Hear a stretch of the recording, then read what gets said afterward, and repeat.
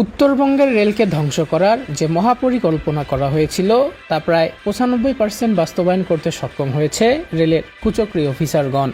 বর্তমানে আমাদের ইঞ্জিনের সংকট, ইঞ্জিনের সমস্যার কারণে ট্রেনগুলি একটু লেট হয়ে যাচ্ছে। উত্তরবঙ্গ থেকে রাজধানী ঢাকায় সপ্তাহে 6 দিন চলাচল করে মিটার গেজের 4টি আন্তনগর ট্রেন। লং রুটের এই আন্তনগর ট্রেনগুলো সবসময় রেলকে এনে দিয়েছে সর্বোচ্চ আয়। তার মধ্যে প্রথম ছিল লালমনি এক্সপ্রেস এবং দ্বিতীয়তে অবস্থান ছিল কুড়িগ্রাম এক্সপ্রেসের। কিন্তু বর্তমান সময়ে এসে সেই ট্রেনগুলোকে এক প্রকার পঙ্গু করে রেখেছে রেলওয়ে। গাড়ি দেরিতে আসে, দেরিতে যায়। পাওয়ার সংকট, পাওয়ার থাকে না, সেম পাওয়ার যেটা পাওয়ারে যায় সেই পাওয়ারই আসে।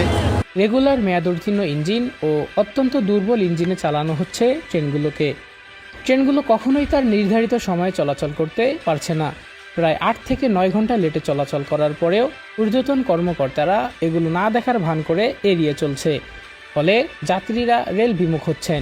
প্রায় অর্ধ শতাধিক সিট ফাঁকা থেকে যাচ্ছে। উত্তরবঙ্গ থেকে রাজস্ব হারাচ্ছে রেল।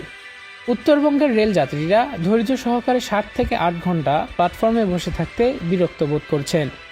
12 থেকে 14 ঘন্টা রানিং টাইম ও দীর্ঘ পথের এই ট্রেনগুলোকে নিয়মিত মেয়াদোত্তীর্ণ ইঞ্জিন দিয়ে পরিচালনা করায় ট্রেনগুলোর রানিং লেট যেমনই বেড়ে চলেছে, তেমনি টাইম টেবিলও ধরে রাখতে পারছে না কোনোভাবেই।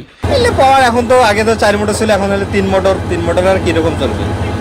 এত সমস্যা, এত অভিযোগ থাকার পরেও ঊর্ধ্বতন কর্মকর্তারা একপাক্ষিকভাবে রেল পরিচালনা করে উত্তরবঙ্গের রেলকে ধ্বংস করে ছেড়ে দিয়েছে। জানা নেই আর কতদিন এ রুটের যাত্রীরা ধৈর্যের পরিচয় দিবে।